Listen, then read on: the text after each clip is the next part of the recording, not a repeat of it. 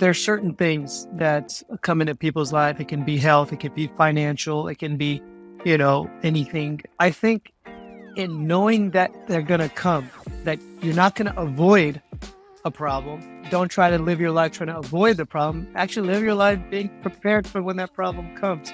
It's just a little switch of the mind, but just convince yourself, yes, they're coming, but yes, I will be prepared.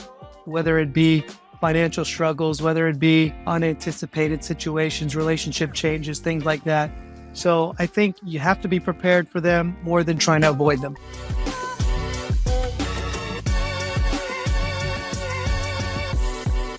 Yeah. Hey, Poe. What's going on, Rock? How you doing? Good. I'm excited for today's conversation. I'm excited too. Yeah, it's a special one today. I would say it's not just another episode for me, because today we have Dr. Amit Mirchandani, or as he goes by, Dr. Mirch. And Amit is a dear and very close friend of mine. He's like he's like Sam is to you. He's like a brother from another mother. Gotcha. And so Amit is a doctor. He's a physician. He's board certified in anesthesiology and pain management. We met in medical school. And, the first time we met through a very close personal friend of ours, my friend Prashant. And the first time we met, it was like this instant connection. I was like, who is this guy? And I feel like I've known you. And I just want to be around you. I just want to be around this positivity and this energy. I didn't know it at the time. Even, reflecting now, I can tell you that's what it is. We met in Chicago because he had moved there to do specialization in pain management. So most of the patients he takes care of are patients with both acute pain and chronic pain. He takes care of a lot of chronic pain patients. And a few years ago, he kind of took a leap of faith to create his own practice. So he takes care of patients in Dallas at Seva Medcare. And he has this sort of ethos about how he manages patients, which I'm sure he'll talk about, which is more kind of holistic and based on what you and I, Poe, talk a lot about, which is having strong relationships. And beyond that, he's not just a doctor. I think you'll get the sense very quickly. Yeah. He's an entrepreneur, certainly, but he's also a burgeoning philosopher of life. He's diving into this world of motivational speaking. And he has an Instagram, which we'll share, where sort of he has these little clips that he shares of little life lessons and like pearls of wisdom. So I'm excited for him to share those things with us and with our listeners today. I would say his storytelling is an extension of his selfless service, or seva, as the word actually means. And this, in turn, his practice in life. And so let's light up the mics for this incredible feast of wisdom. We'll explore Dr. Mirch's holistic approach to pain management, his ties in with lifestyle factors, the ethos of selfless service in his practice, and his visionary outlook on the future of healthcare. Poe, this isn't just another episode. It's a collision of worlds and a confluence of missions. And I'm so excited to have him on. Mirch, how you doing? I'm great. Thank you. It's good to see you. But before we start, first I want to thank you. This is so cool to have you on. Poe, I've known Rock now since 2006. So It's nearly 17 years, man, something like that. Wow. And I think it's pretty wild ride. I don't barely remember life not knowing him. But we kind of bonded from like the first 5 to 10 seconds that we met for different reasons. And I can tell you this, like there's certain people in life that have talent, they have skill, they have knowledge, they have the capacities to do different things. For me, I genuinely feel like a secret sauce for me that is not so secret because I tell everybody is that I genuinely feel is like I feel like the luckiest person that's walking the earth. And it kind of drives me, instead of me waiting to become lucky, I feel like today I'm already the luckiest. And so it kind of flips the script for me.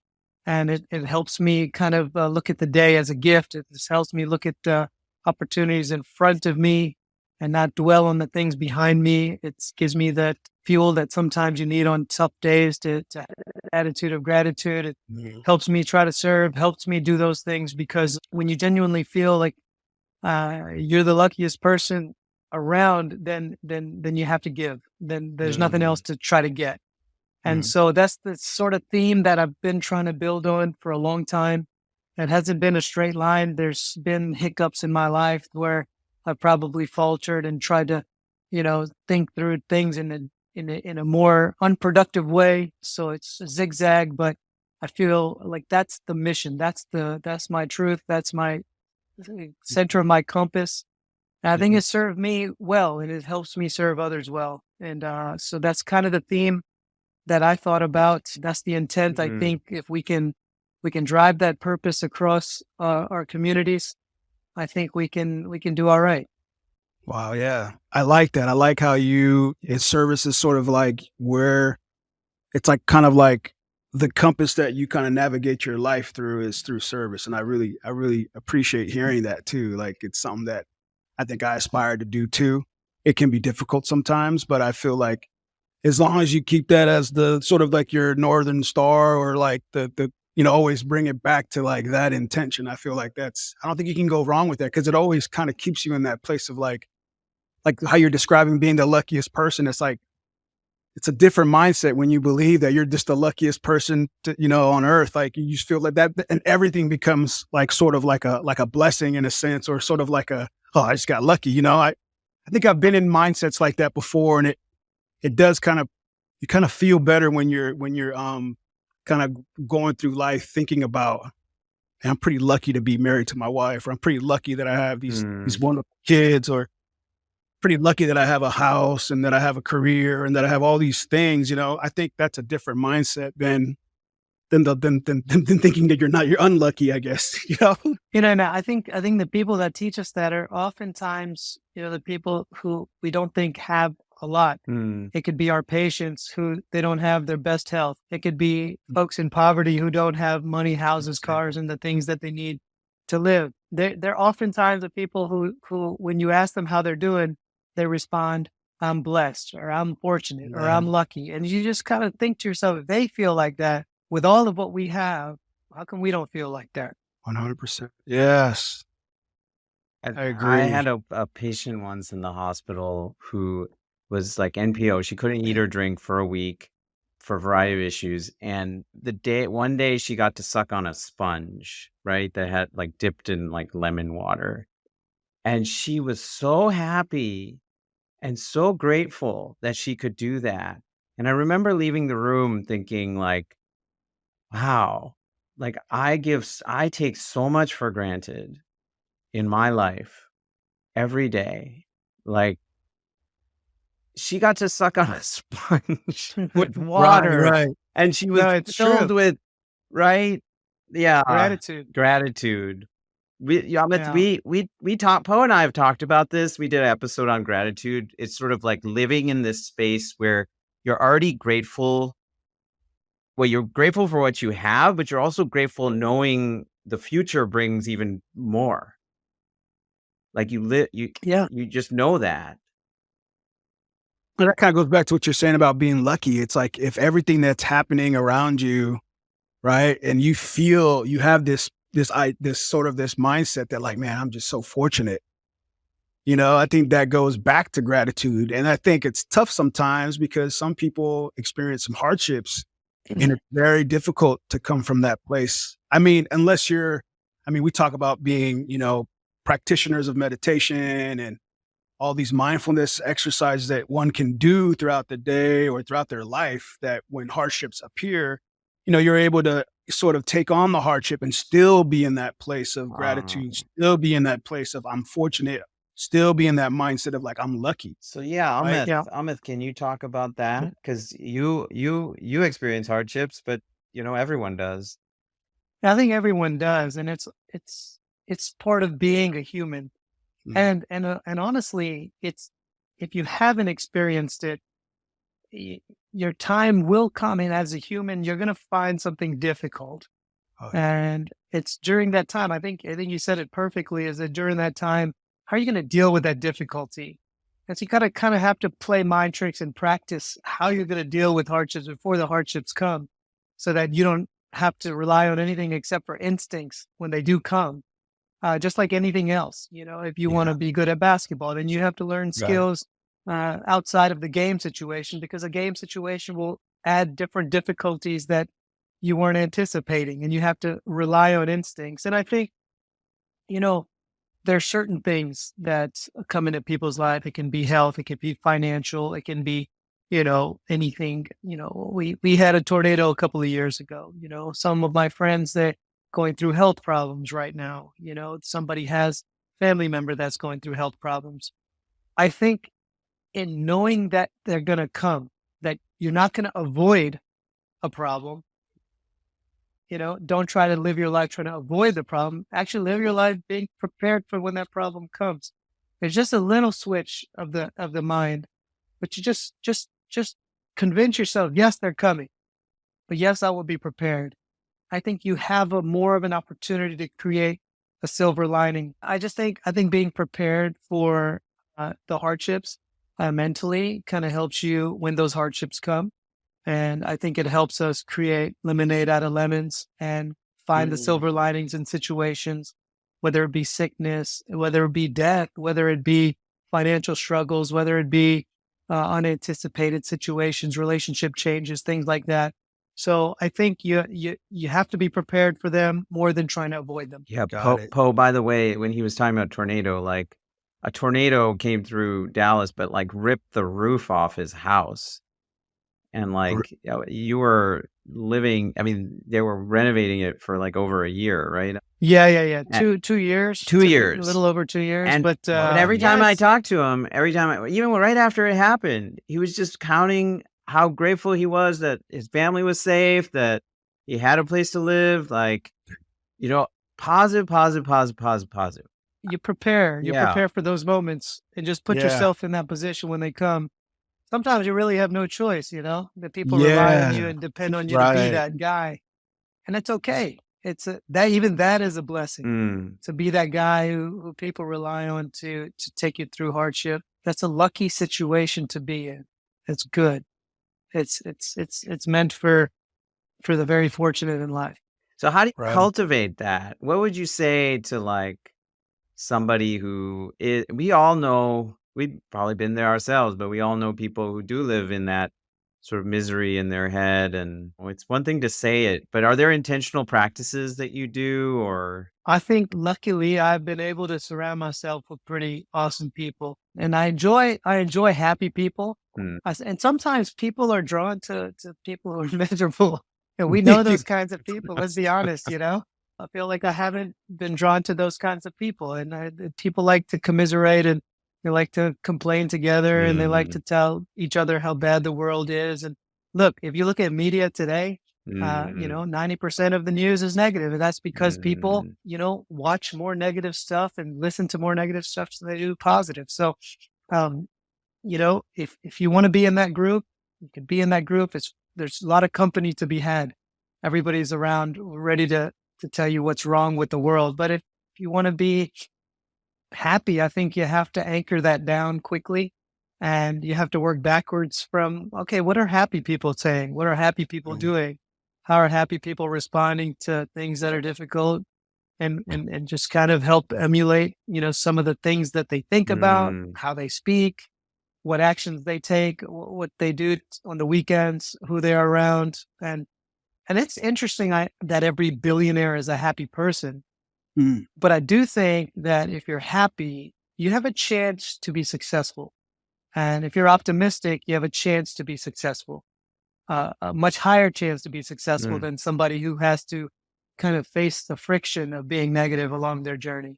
mm, mm, That's funny. I agree 100%. I do think that you are the sum of the company that you keep. And if you're hanging out with people that are like five people that are all talking about doom and gloom, most likely that's your viewpoint as well. But I don't know if you guys ever heard of this. My cousin told me about this show I had to watch. It's called Ted Lasso. if you ever get a chance, it took me a while to watch it because every time I watched it, I just didn't have the time to like sit and get into it. But what's interesting about his character, he's a soccer coach from America. Well, he's actually a coach, but he's from America and he got a job in England, just to give you a rough.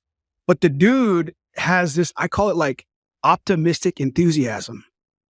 It's so interesting because he's just always optimistic. Like it's always like he always sees the good side of every negative story. And he's always enthusiastic about it. It's almost like, is this guy for real like that? But that's the character that he plays. But then I started thinking it's a feel good like sitcom show where it's like, that's what you kind of need. You always notice that you kind of want to be around people that are always optimistic, right? You kind of like, man, there's something about their energy that you kind of gravitate towards people who are always thinking positive about negative situations. You know, I find that I do like hanging out with people that are optimistic and that are enthusiastic about life, you know, that they never let a hardship or any kind of negative thoughts or negative ideas affect their next action. You know, they're always like, oh, it's all right. We're going to just keep moving forward. And that is interesting. I thought about this character that I watched on Ted Lasso, and I was thinking, I think that's what you're describing. You know, that show's been recommended a bunch of times, but I haven't had the time to exactly. watch it. It was recommended. It was like several people told me about it. And I thought, you know, and then I finally forced myself over the weekend to kind of watch a couple of the episodes. And I thought, oh, wow, this is a great TV show. Because it's a feel-good show about exactly what we're talking about. Hardships. And you know, they use the metaphor of a sports team. Yeah. And what ends up happening, just real quick, is like he comes over, everybody is saying that he's not a football coach. And he realizes that all his enthusiasm and his optimism is slowly getting everybody around them to think about themselves and their own lives. So it becomes like everybody's working on improving themselves. It's just a great feel-good show that I'm like, oh, I'm surprised I slept on it. I never gave it a chance to watch, you know, and I started watching. And I thought, wow, this is a really good show. And I can see why. It's supposed to be some critically acclaimed Apple TV show. So just thought I'd throw that out there because that's what I was thinking about too. Oh, I would say if that's the description of Ted Lasso, that is a good description of Amit. Okay. I mean, seriously, every time I call you, like I leave the conversation feeling more positive and optimistic about myself, about life. And he has been, you know, I talked about this in the introduction a little bit, but you've been like an inspiration along the way, like. And that's what I want you to talk about. I want to sort of talk about Poe and I always talk about origin story, but like right now where you are, you know, maybe not where you anticipated, like when you started your professional journey. And I think it's super inspiring. It's inspired me. I just want to add to I just want to piggyback off of that. Can you describe any moments in your life during your origin story where you realize like optimism is where to go? Because it's just, you know, it sounds like, and just referring back to Ted Lasso, things happen in his life. Well, here's the thing. This is why it's important, because things happened when he was young that kind of got him into his thinking. So that's why I want to know, like, you know, was optimism something from when you were like 5 years? Like, did anything occur in your life that made you so like, you know what, I'd rather look at it like this. I feel like I'm the luckiest guy. Yeah. You know, I oftentimes think about childhood because so many people, you know, say that so many things happen and they happen because of a certain upbringing or a certain early, you know, influence of some sort. I was very lucky. You know, I grew up in a house that had a lot of balance. My parents immigrated to the United States in 1973. And I oftentimes think of life in 3 bridges.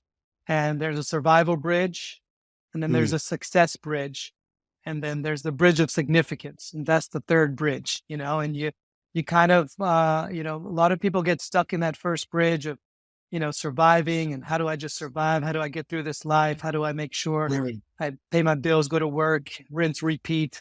And then there's a successful bridge that I think, you know, our parents put us on. And then so we kind of skip the survival bridge by being on the success bridge. And so, but the expectations that they had of us as children were high. And so we sort of struggled on the success bridge. to kind of keep moving up there. And one thing I remember, and it kind of is a story that sums the whole thing up, is that when I was in kindergarten, you know, teachers always struggled pronouncing my name. And so she called roll, you know, and this is the first time I experienced this, you know, and so the teacher called roll and couldn't pronounce my name correctly. I had this really intense like feeling of being embarrassed or shy or something like that. And another kid in the class had a nickname, and I didn't know what a nickname was at the time, but I went home and I told my mom I wanted a nickname because the teacher couldn't pronounce my name. Mm. So I guess when my dad got home, my mom told him about the story and said, you know, let's give him a nickname. And my dad put me on his lap and he said, so you want people to know how to pronounce your name, you know? And my mom was so loving and so nurturing and so cultivating that she was ready to do whatever I needed. And my dad said, so if you want people to know your name, go become something. They won't forget your name. He patted me on my ass and I walked out of the room, you know? And I was in kindergarten and I was like, you know, I didn't know what to make of that, but I knew that I wasn't getting a nickname and I was going to go back to school the next day and deal with it, you know? Right. And so I think, you know, that kind of puts you in perspective, like, you know, what is the center of the universe? It's not you, it's not us. It's something much bigger than us. And we get to just kind of find that out along our journey in life. And we're such little specks of dirt on this planet that are lucky to be here and experience life this way. And you kind of go through that. So in my developmental process, I think I really did. I was attracted to a more of that type of mindset, you know, where I was like, you know, it's bigger than me. It's bigger than me. Let's see what that is all about. And I'm lucky about that because, you know, although my parents' expectations were high, I think especially my mom's very loving nature, especially towards me, kind of balanced it out. I didn't feel so sterile in that process and so isolated. But, you know, my dad didn't mind, you know, being, yeah, you talk about motivation and stuff and being around people who kind of are rah rah and let's go. And Yeah. but you know, my dad would always remind me that talk is cheap. You can't just say it. You can't just read it. If you don't take action behind it, you're nothing. You're just a bunch of words on a poster. You can fill your whole room with posters filled with motivational quotes. But you don't act on it, nothing changes. Nothing changes. And so I think as I kind of rode through life, you know, one is that I always tried to play above the rim. You know, I try to challenge myself. I'm 5'7¾". I like to say 5'8", but you know, my favorite sport was basketball. So I played basketball and I was, you know, played probably the most challenging sport for myself, but I enjoyed it. I enjoyed the camaraderie and the discipline around it. And, you know, try to give what I could, the opportunity that I had and see if could make something of it. And I think sports cultivated a lot of my mindset that now applies to being a physician, entrepreneur, and having the combination of skills and mindset that allows you to compete, but also be empathetic to a greater cause and see, you know, what kind of impact you can have with each person at a time, but also try to see if you can scale that impact, you know, and see if you can send out a brush fire of positivity instead of, you know, just concentrating on one at a time. So I think being a physician entrepreneur is kind of like my mom and my dad is, you know, on the physician side, being empathetic, one person at a time, listening to stories, giving stories, being kind, but also saying, you know, what is your bigger purpose in life? Can you scale this? And can you make this a positive message bigger? I think that's really important too. Yeah. I've never heard that analogy about the three bridges. That's pretty awesome. And the survival bridge, that's interesting because my family too migrated from American Samoa back in the early 60s. And I've never heard anybody put it in that manner. You know, like the three different survival or the survival. And I'm sorry, you said survival, and then you said there's the success, and then there's the significance. Yeah. Yeah. So I thought that was something very interesting. This is crazy. So Rock knows this book. It's called The Go-Giver. and it's my favorite book of all time. I gotta check that out.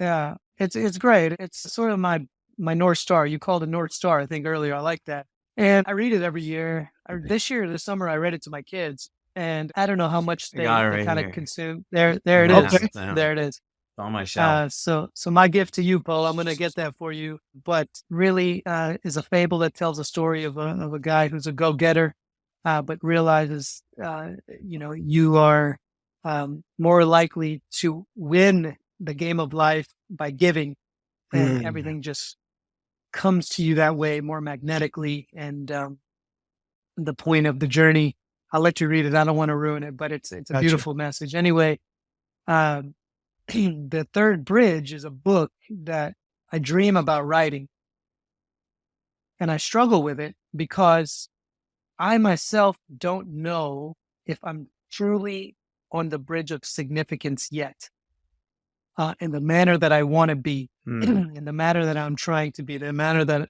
I am looking to try to cross that bridge. But I do feel like that bridge is tangible to me. I want to be on it.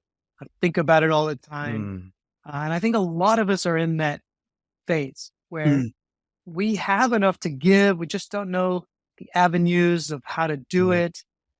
Or if we feel like maybe it's an imposter syndrome, are we really there? Do we really deserve to be there? And so there's a lot of obstacles from that second or third bridge. But I read that book, The Go-Giver, to my kids this summer. After the book, I wanted to email the author, whose name is Bob Berg. Okay.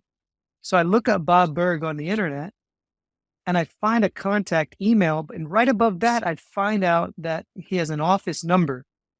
And it's a Saturday afternoon. I call the number and I hear on the other end, "This is Bob." And I start talking to the author. Yeah.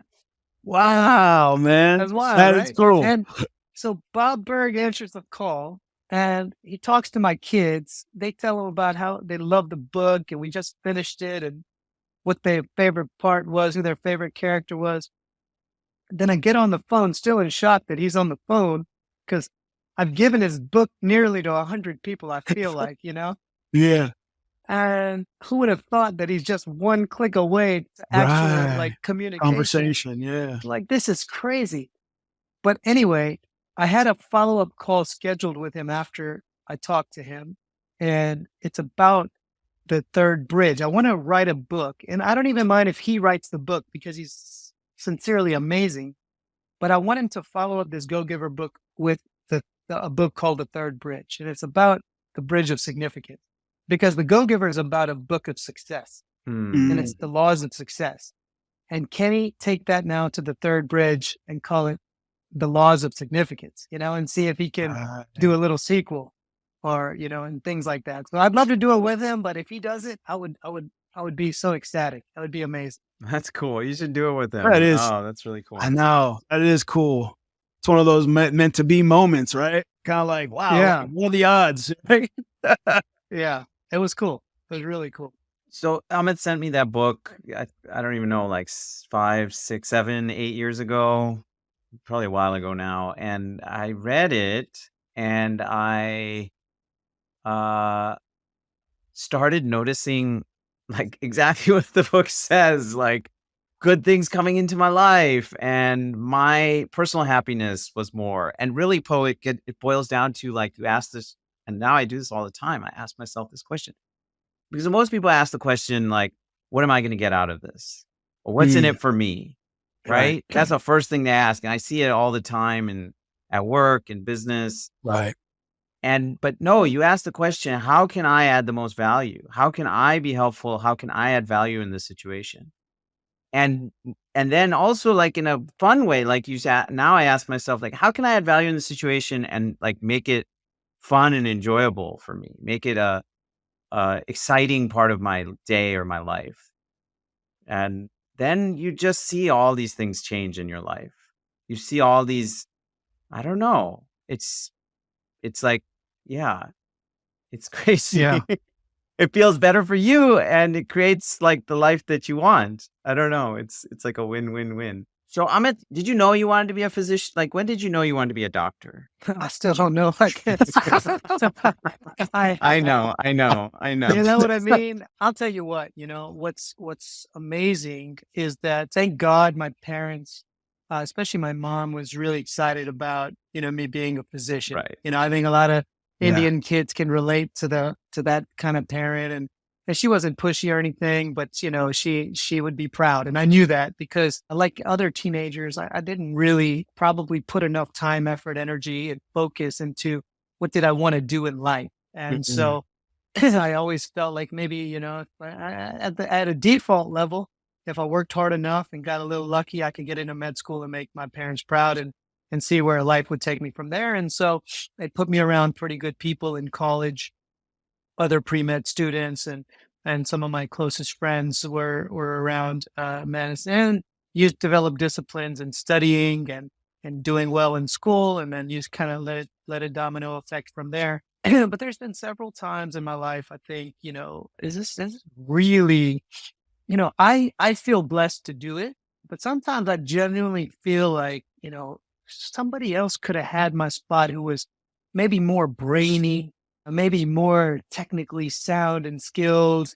But what I think I bring to the table is this kind of triangulation of feeling really good around people, especially people in need. I enjoy the fact that, a billionaire and a homeless guy could be, treated in the same exact manner when you see him from a physician's lens, and they could have the same pathology, and it's a neutralization and a lot of that. Now, it's hard, today's world, to be a physician. There's a lot of friction in the world of hospitals and insurance and a lot of the back end work. And some of the back end work we're doing now is to help independent physicians actually navigate through that a lot easier. I can talk about that in a little bit, but there's a lot of, quicksand that's in medicine today that puts a lot of barrier between the patient and the doctor. And I don't love that at all. I think there's too many things in the way between the patient and the doctor. But when you get behind closed doors and patient is describing you their ailments and you can bring a sense of perspective to them, you can maybe switch their mindset about what they're going through a little bit at a time, maybe give them hope, maybe give them, authentic hope in what they're going through, being a person in their life they can always count on, that's not going to dismiss them, that's not going to keep sending them to other doctors just for the sake of, not knowing what to do. They feel a sense of, peace, at our practice. And that's what I really like about medicine. I really do like that. But I do think of myself as like a physician entrepreneur because I think some of the other dreams that I have is to do that at scale and to see, what kind of global impact you can make and see if, it makes, it's an honor when another patient sends a patient to me. And I think of it as a candle. And if you light somebody else's candle and they light another candle, you don't lose any of the flame that's on your candle. And I think if we can create scenarios like that, it's a platform. Being a doctor is a platform in which you can do that, and you just need to figure out how to do that at scale. So I don't know if being a doctor was, I don't know if medicine necessarily wanted me, but I'm very lucky to have this kind of platform to be able to coach patients as well as be a scientist, as well as be a friend, an empathetic scientist to helping heal their ailments, and my specialty is chronic pain. And oftentimes it's the last hope for patients is to come to a chronic pain physician. Many a times they've tried conservative treatments. They've even had surgery, multiple surgeries at times, and still have persistent pain after those types of surgeries. And my practice is named Seva because we want to have that attitude that we just want to serve those people that may not have another even doctor to go to, that they have a home in which they wouldn't be given up on. And it's not an easy job. Sometimes you don't have the answers either, but you don't give up on them. And they continue to fight with you, and you continue to navigate. You continue to collaborate. and find some level of therapy and some level of hope to continue to give to patients. And so it's been great. It's been a great ride. And 4 years ago, I was speaking at a conference and met my partner that is my partner today in Seva. And he's a brilliant physician, and he's a brilliant businessman as well. He understands how to triangulate and scale medicine to a degree that protects you from the traps that are out there for an independent physician today, and allow us to be healthy enough to treat patients at scale. And he's an integral part of why we've been so successful so early in our journey, and allowed us to scale and see more and more patients this early. Typically at year 4, especially 2 of those years being COVID, it's very difficult for an independent practice to not only see the many patients at scale, but even survive. And so we've been at a good partnership. We really have talked through a lot of our mission statements and who we are and where we want to go, that third bridge of significance, what Seva is going to be over time. We really are looking at it as a nonprofit, a philanthropic organization over time. And we're excited what the future holds for our organization. Yeah, man, that's amazing. I was just thinking about, and so now you're saying that you're in pain medicine. I'm sure that's stressful, right? Do you ever I'm sure it's so some level has stress. How do you manage that? What tools do you have in place for you to manage, you're trying to grow your company, and it's just I just love hearing the fact that me and Rock talk about this whole relationship based sort of care, right? Where you're really listening to people that are in pain. And I've been in pain before, and that's the only thing that matters is the pain. Nothing else in the world exists when you're in pain. So I'm sure you might not have the best clients, and I'm sure you have had great clients, but for me, it's how does one manage the stress levels that field causes? You just seem like a great, totally positive, great human being. And I know there's some level we all deal with some stress in our careers. How do you manage that? And on top of being a dad, being a husband and managing the house, and then now you're also trying to scale your business. What would you share that is some of the things that you do, whatever your practice is, whether it's whatever faith, or is it more like some people like to work out, or what would you share? Yeah. Well, I'll tell you, it would be a lot for one person to handle by themselves. I fully agree with that. It is a tremendous amount of responsibility. It's a tremendous amount of pressure at times because, a human treating another human is not always easy. It's not something, because I'm a human too. I may not always have the answers, and desperately want the answers. I'll do anything to find out those answers and help somebody, but I don't always have them. So for one person, it would be a lot, but my support system, my circle is unbelievable. Unbelievable. My wife's a physician as well. In fact, in my house, I call her the real doctor, and she is an infectious disease physician. She's brilliant.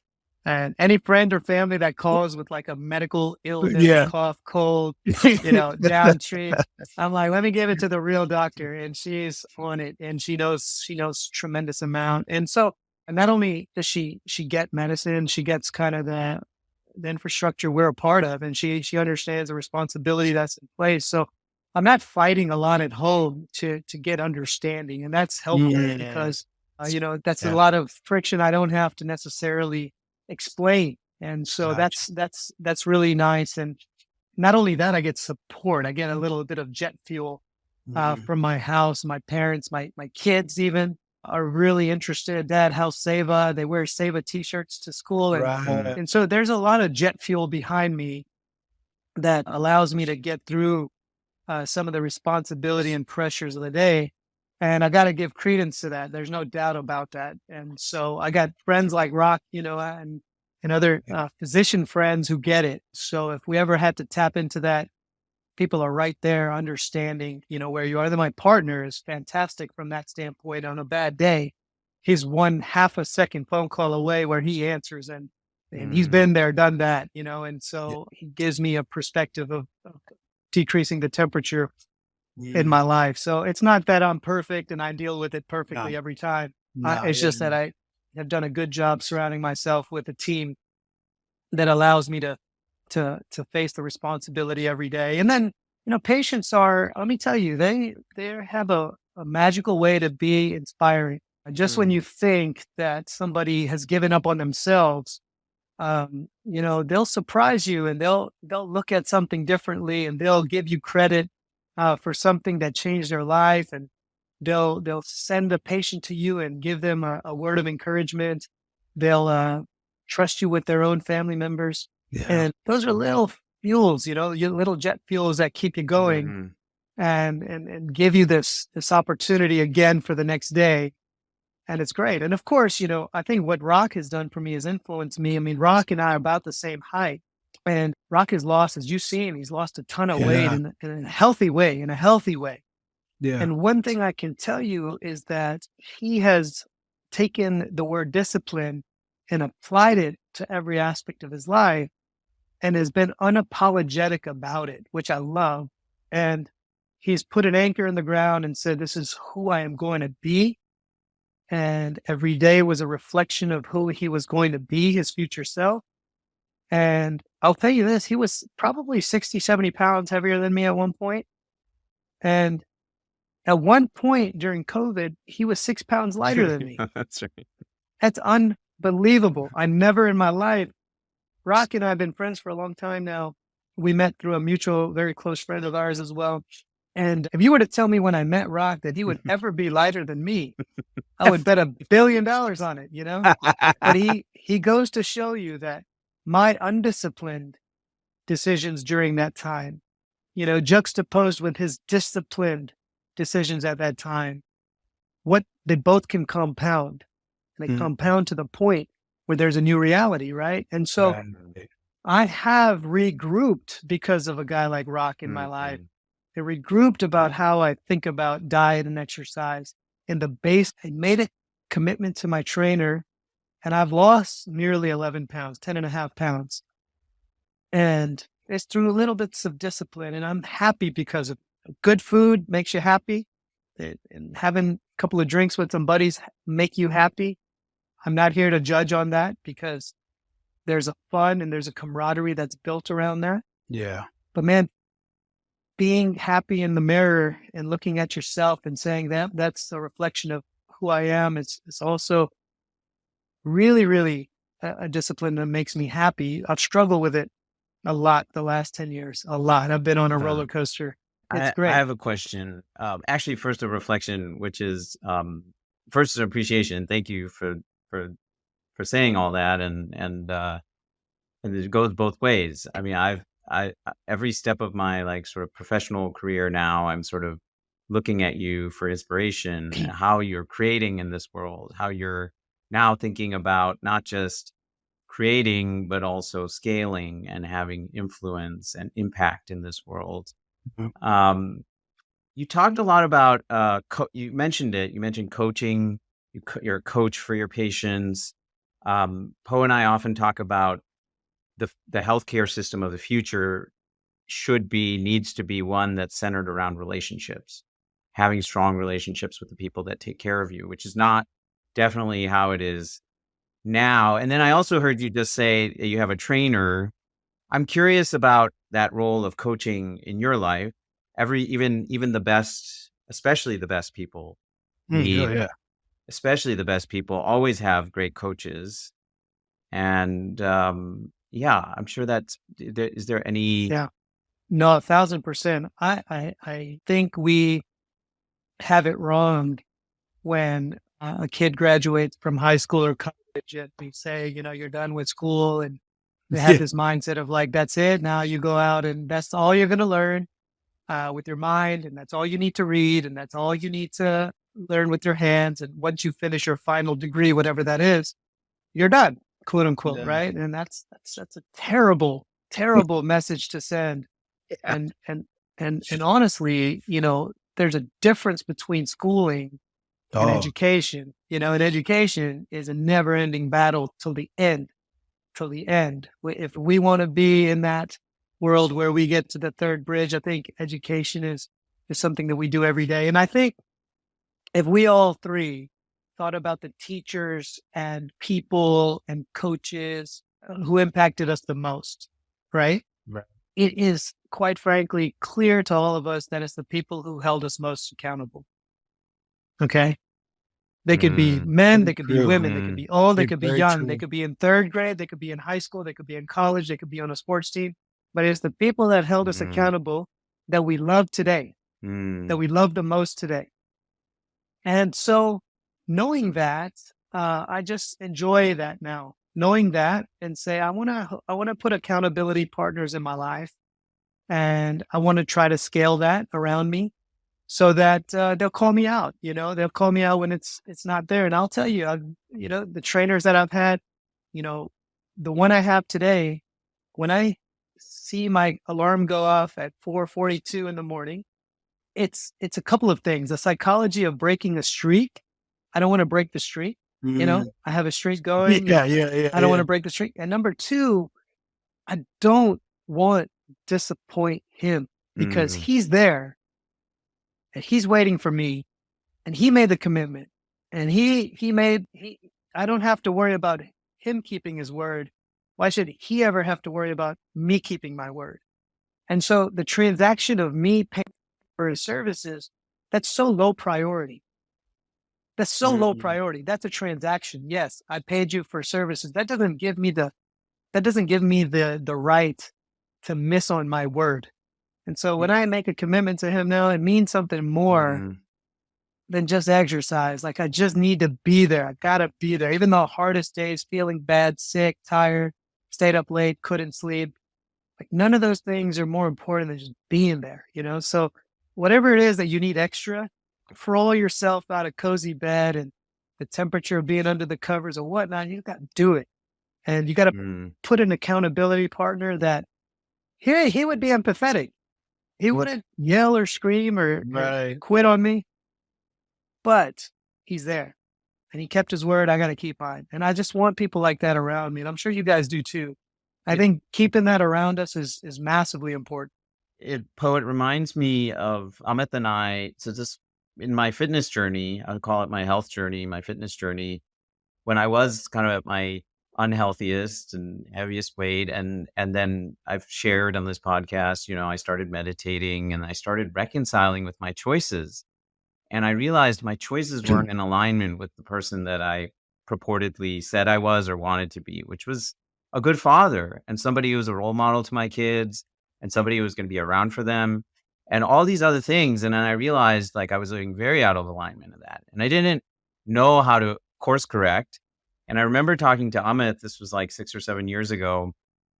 And I told him, I said, I need to do something. And we started like basically texting each other every day when we had gotten our sweat in. This was, I think you still say it, you get your sweat in. So we gotten some movement or some exercise in. And, I still hadn't figured it out because I was forcing myself to go to like, the big box gym and stand in line for the treadmill. But I was doing it. Like 2 weeks went by, 3 weeks went by, and I was sending him a thumbs up every day because we would send a thumbs down if we didn't do it. And that was one of the first times I had ever done something like that. And very quickly, I realized how powerful that can be. I've done that many times now for other things with other people. I often suggest it. I've done it with my patients. I've had some patients send me a thumbs up emoji when they're, and I That's send awesome. them, So anyway, I just wanted to tell you that because that small thing we did, which, then I started making, that was a whole, but it had, it sometimes you need that little proof that, I can do something like this. And, you realize, and it's so much more possible when I do it with someone else. Yep. I often tell my team 1 + 1 can equal 3. Don't forget that 1 + 1 can equal 3. And, when two people are aligned and they spend some time, effort, energy, focus together, they can create something that wasn't there before. And that's really cool. And so I oftentimes tell them, and my partner and I talk about this as well. My wife and I talk about this as well, is that, let's find the 1 + 1 = 3 scenarios that we want to do.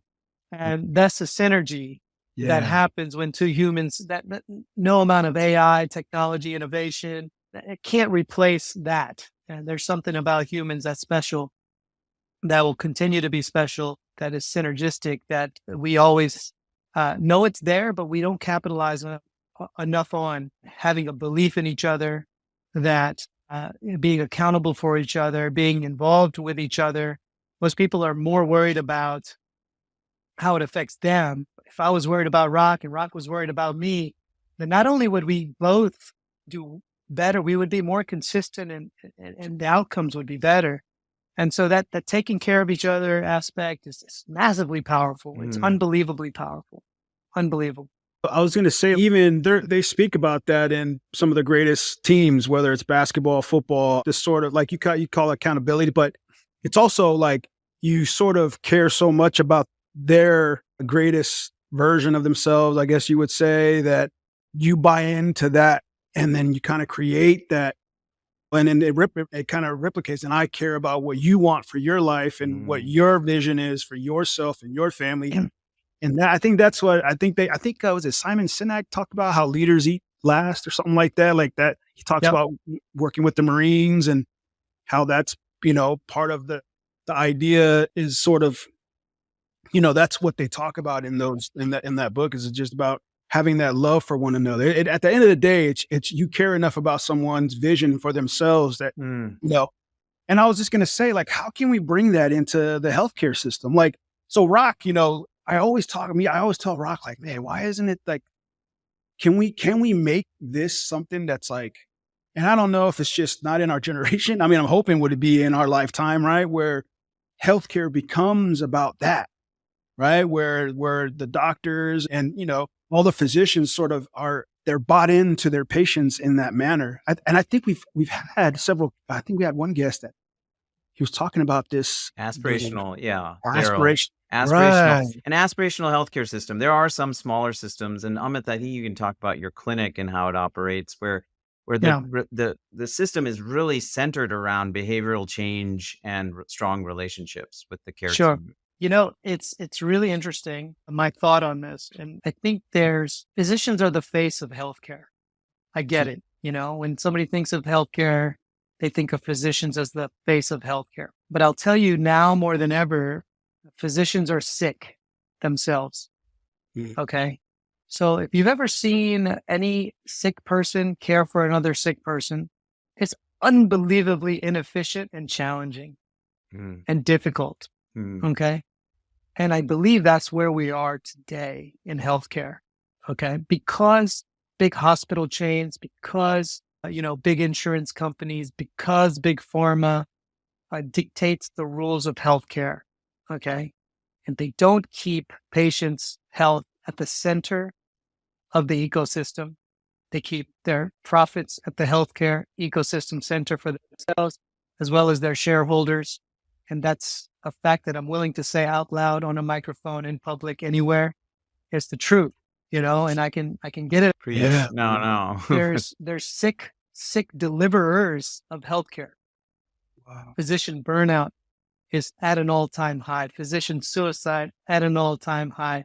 Physician insecurity, meaning they're in debt. They don't know where their next job, paycheck. If you don't strengthen physicians in healthcare, it's the equivalent of not strengthening teachers in education. You don't strengthen those people. If you make them worry about the legalities of what they're doing and sending DEA agents and doing this and doing that and continue to throw arrows at the care deliverers, it's a very difficult task to talk about aspiration. It's a very difficult task. So number one is we have to really be vulnerable to look at this thing very objectively. And I know I'm a physician, so it may be that, hey, Mirchandani biased. Dr. Mirch is biased because he's a physician. Then take a poll and ask the general public, do they want their doctors thinking about their next paycheck, or do they want them secure enough to be able to think about that patient? They want their doctor thinking about whether or not he's going to get sued or not to try something that he thinks is beneficial for you? Or do you think he should focus on being innovative and seeing what the next reality could be for you? Do you want all of these distractions from insurance companies about prior authorizations, denials, this, that, blah, blah, blah? Or do you want them focused and their team focused on actual sickness and preventative medicine? Do you want your insurance companies to pay only when a doctor fixes the problem you already have?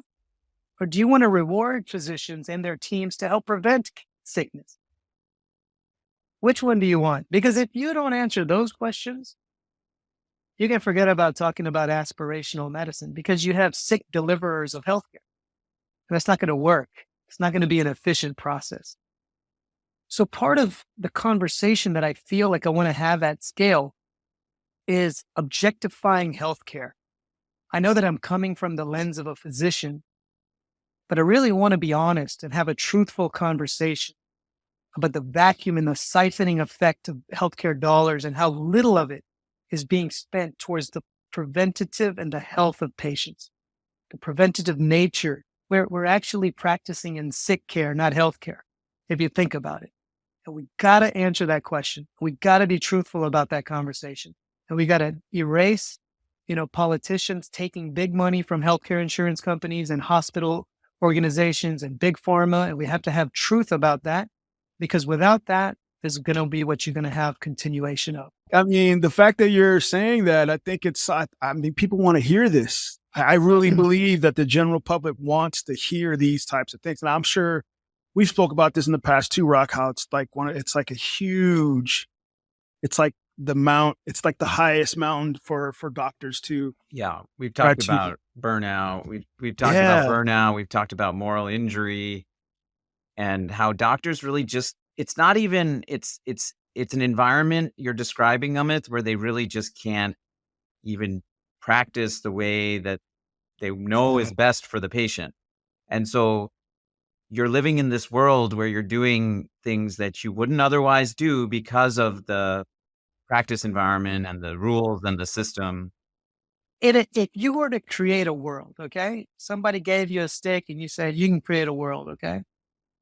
Think about the journey that you have to take to become a physician, okay? First of all, here are some of the brightest students, okay? These are the kids that did what their teachers asked them to do, did it at a high level, studied when people were partying, took 4 to 10 extra board exams electively, stayed up all night on call, studying, taking care of patients, being a student until they're 30 years old. Okay. And now you're putting an environment where they're shackled with debt. They're shackled with fear. Physicians can't even open hospitals. We can't even own hospitals. Okay. You can, Poe, but Rock and I can't. Are you serious? I didn't even know that. Because the world will teach, the government will say, there's a conflict of interest if a physician owns a hospital and they worry about self-referral. And I get that. There's bad apples and you can really take advantage of certain economic situations. There's no doubt about it. But in my world, who better to open a hospital than a physician, the end user, the person facing the person in need? And I feel so bad about the decisions made politically about that because it ends up hurting our society. There's no reason the United States of America shouldn't be the innovative leader in the future of healthcare. There's no doubt about it. But if you look around and you're being objective, okay, about all of these things, we're sicker than we always have been. We're sicker today than we have been ever. And all we have is increased our GDP towards healthcare. It's stupid. So I'm not putting my doctors in debt. I'm not putting my teachers in debt. I'm not paying my teachers so low that they have to get a second job. I'm not doing the same with doctors. I'm actually putting them in a position to worry less about distractions and focus on the two things that are probably most important to society: healthcare and education. So that's kind of the thoughts that go through my head in regards to all of this. And I don't want us to get distracted because doctors have been very weak in fighting this cause because we're so used to saying, yes, yes, sir, yes, sir, yes, sir, yes, ma'am, yes, sir, in our training to become successful, that we don't have the skill to fight. We've been so appeasing in our training to be sheep. Yeah. Okay. Wow. But it's time to buck the consensus and be right about it and move in a different direction and say, you know what? Here we are, lions, in a cage. We have all of the opportunity, but we believe that we belong inside of a cage because everybody's told us, just stay there. Corporations have said, you worry about being a doctor. We'll worry about being the business side of healthcare. You don't have to worry about, and in doing so, they keep putting shackles around physicians, right? And that's bad for the health of society, period. No question about it. Wow, that's just a powerful statement because for me, just listening, it's like, yeah, you guys are going to school to learn how to care for people. You're not politicians either. You're not learning how to go to the state's capital, learn, and then, the corporations or the companies are the ones that are sending the lobbyists, to go and, get all these laws and different things lobbying. But yeah, you're focusing. And I love that. That's almost like you got to train to be an advocate, a doctor's advocate almost, so that you can. But I'll tell you, my work is not even begun because I'm in a conversation, but talk is cheap, and posters on the wall are cheap. I have to take action. But here's the struggle I have is it's not that I don't have a network of physicians. We all do. We went to med school. We had 150 people in class. We went to residencies. Each of us have 1,000 doctors in our cell phone easily. But we don't have a channel in which we can all chisel against the same part of the same wall and make an impact politically. From that standpoint, we are very weak. We're behind the 8 ball right now. So I'm struggling to find that channel. I have a message. I do think that all physicians should really consider being independent, autonomous. Okay. Because at least you have the best opportunity to fight and to make decisions on your own. If you're an employed physician or controlled by a hospital system or an insurance company, you don't even have that chance to make a decision on your own. Wow. So I do encourage physicians to be independent if they can be. I get it's not for everybody. I totally get it. But at least be on those platforms where you have a voice. If I worked for a hospital system right now, I couldn't even have this conversation, to be quite fair. Yeah. I'd have to be asking them permission to be on it. I definitely wouldn't say what I just said. Right. So think about that. We're not telling the truth because we have to serve the master that doesn't serve humanity. That doesn't serve humanity. Well, I support you, man. I don't know. You got me all riled up over here. I'm like, man, how do we get this thing going, man? I really do. I really admire that. I admire that, man, just, what one thing I love about our podcast is I learn so much. I really do. And I honestly, I always tell Rock, I'm like, Rock, I wish more people knew about this, man. Like I'm always sharing that with him. Like, man, I'm like sitting here, like, you almost realize like, oh, that's the Matrix, man. We're actually in the, like, this is how it works, and it's like, I scratch my head and I get off and I have all this information. I try to talk and it's like, people got to learn like how to seek out this information. And if it's not for you, like Dr. Mirch and even Dr. Rock too, he's very, very open and informative. It's like, people need to like tune in, like, you know what I mean? Like, and once they understand how the game is played, you can make a different play. And that sometimes I view it like that, like, man, this is the game of, like you said, sickness care. I mean, wow. And most people have no idea that that's how it is.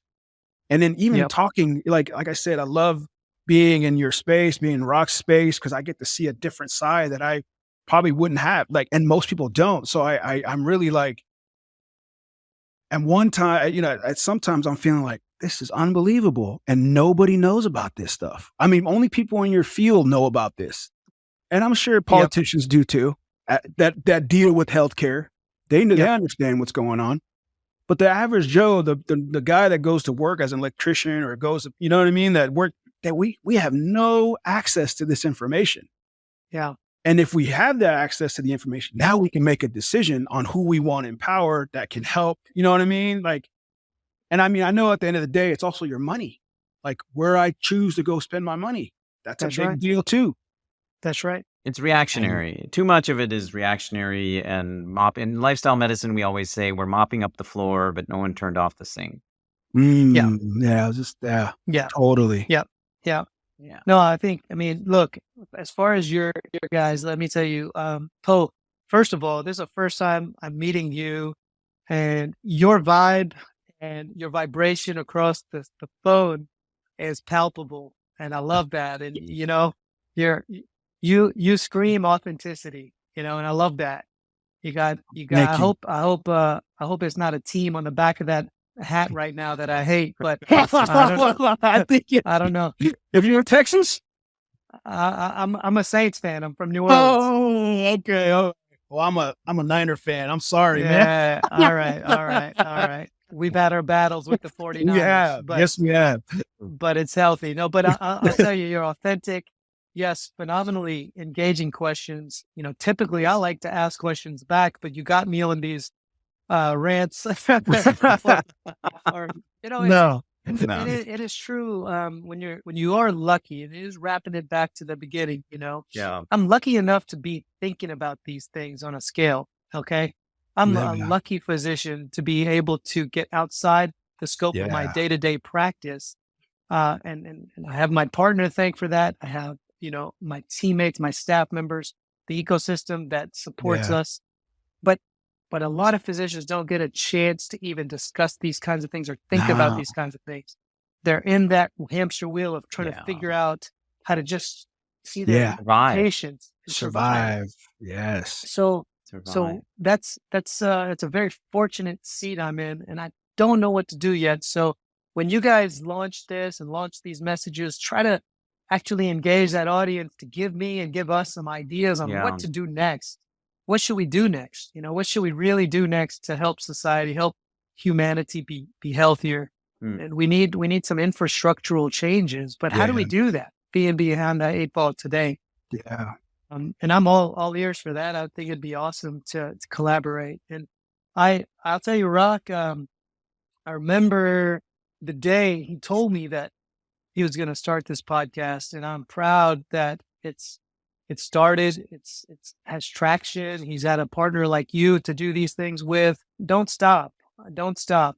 On the days that are hard and you don't feel like recording, or somebody canceled on you or something like that, just keep going, because I think this library is a staircase, and you just keep every day you're going to put out these messages. It's going to continue to climb. So Thank you, Dr. Mirch. I really do. And I it's kind of like the field of dreams, right?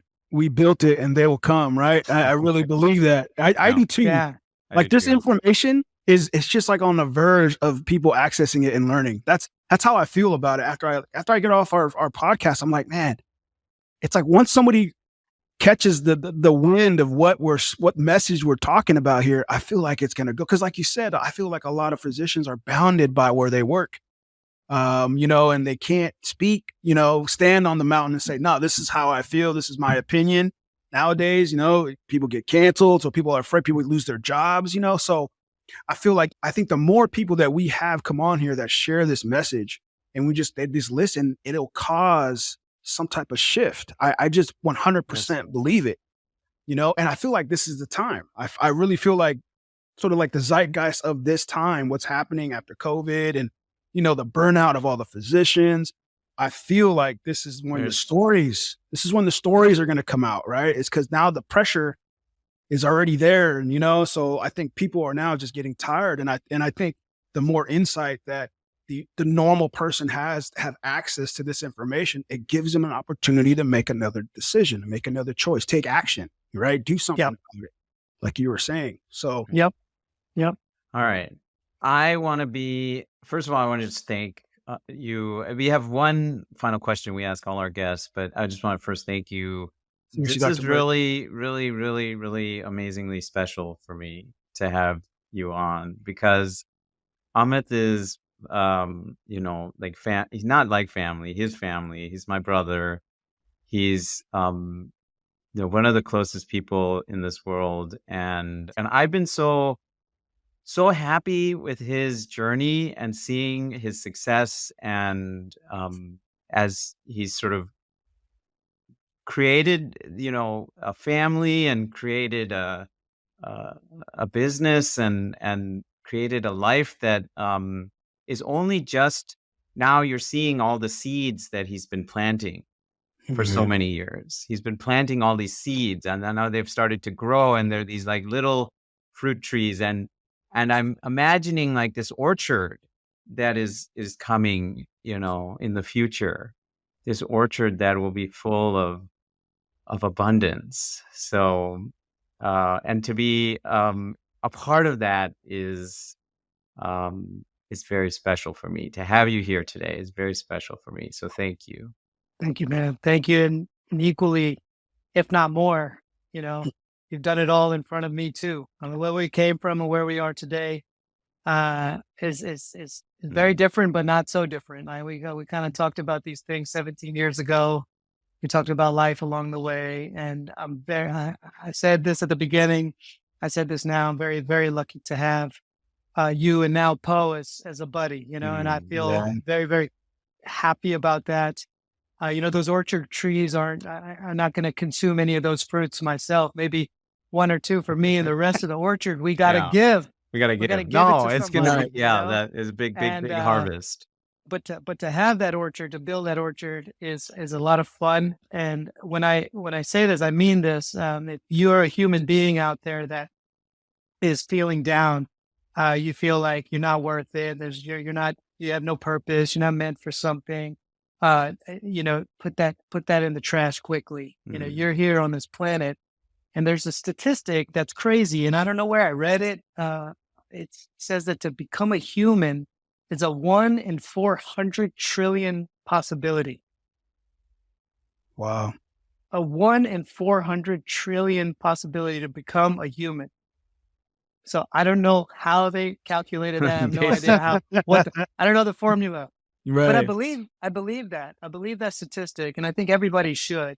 And I believe everybody should believe it in this angle, that if you're a human on this planet, man, that was by intent, and that was on purpose. And so make sure that you just know that. Just if you have nothing else to hang on to, know that you're a 1 in 400 trillion possibility.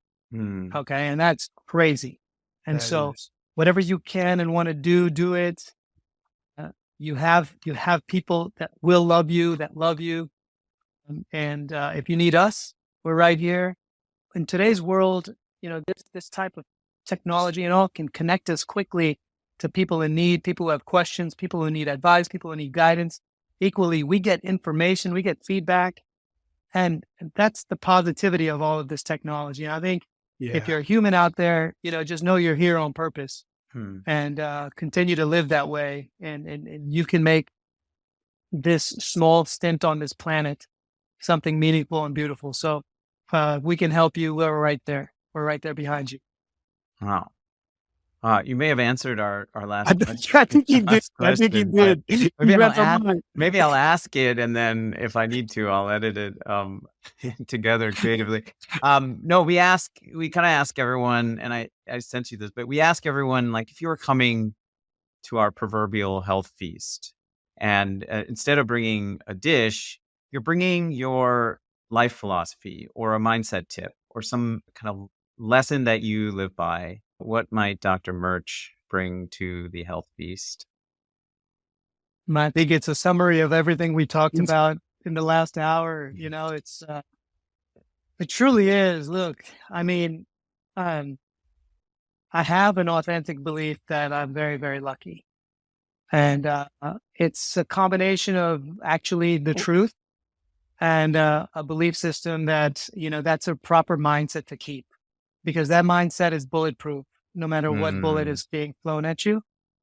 So there's a sense of mind trick and there's a sense of authenticity, and combining it is helpful. And not everybody is going to go through a good day today, but they could have prepared their mind, or they're fortunate in some capacity. I think it helps. It just helps.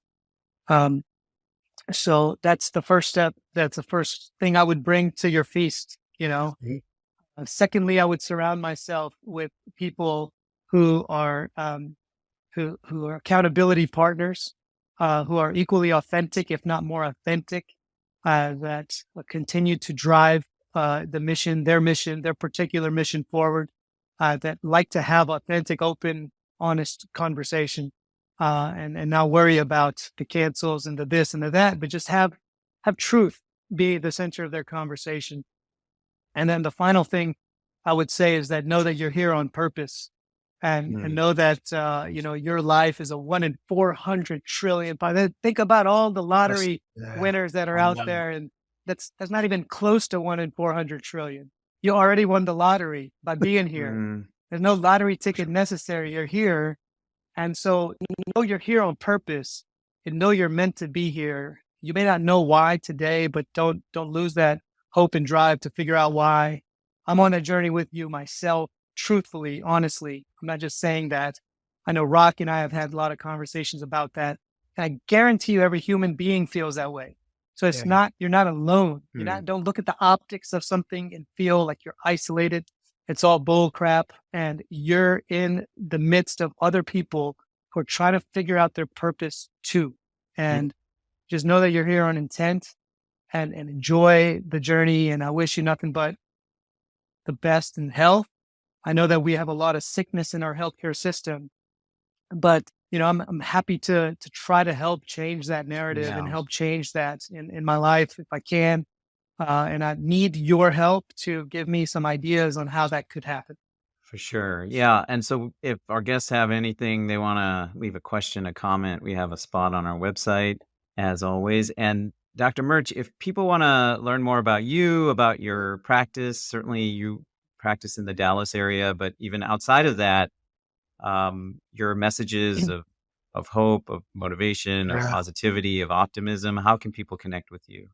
Our practices are in Oklahoma and Texas. Our website is sevamedcare.com, MEDCARE. And hopefully you guys will leave that in we'll the link links. that in the show. And we treat patients with chronic pain, and that comes from all walks of life.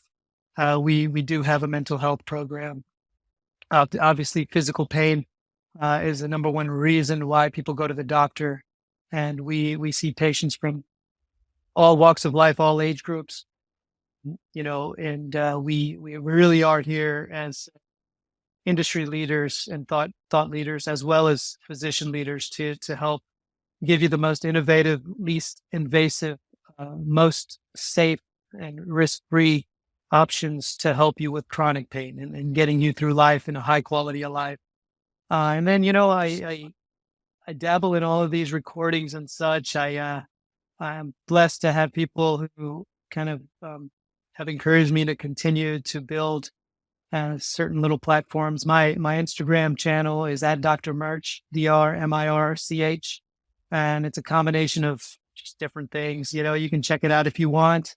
If it's something that you resonate with, please follow along and give me feedback on what might help you. I think a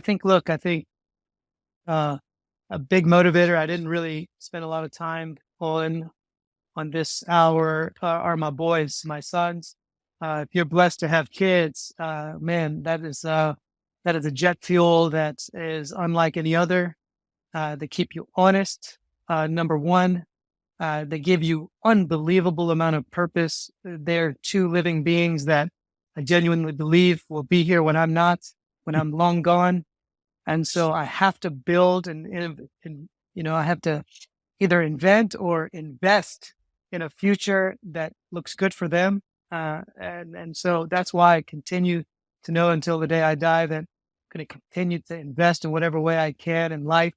I won't really retire. I don't really want to give up. I'm going to keep speaking my truths and seeing if it resonates and making something better for our kids. And I'm not just saying that as a cliche, but truly solving problems. And I think if we can all do a little bit of that, like what you guys are doing, building the platform and participating and giving, and I think we have a shot. And I think it's going to be a lot of fun. Dr. Mirch, it was an absolute pleasure meeting you, man. Seriously. I didn't know how today was going to go in regards to how our conversation was going to go, but I absolutely 100% am glad. And I do feel lucky that I share this space I always feel lucky to be share space with Rock, but I also feel very lucky to have this conversation with you. You've just gave me more information, and it's just like now I have more information to share with other people when I get a chance to talk about it. But honestly, man, you've been such a great, thank you for sharing your truth with us too. And I really respect and honor that about how you speak your truth. It just encourages me to continue to do that with myself, and maybe next time we have you on, we'll talk more about the boys. Cause I got 4 kids. I got 4 daughters too. So yeah, they're definitely everything that, awesome. yeah. But I asked, how old are your boys? They're 9 and 7. Oh yeah. Yes. Gotcha. And yours? I got 15, 13, 12, and 4. So 4 all girls, women. man. You're the king. You're the king of the house. Sometimes I'm the king. Most of the time I'm the driver. Man, it's a special thing. I know. You're 4 girls is super special. I'm sure that that bond from what I hear from my buddies is something different. It is different.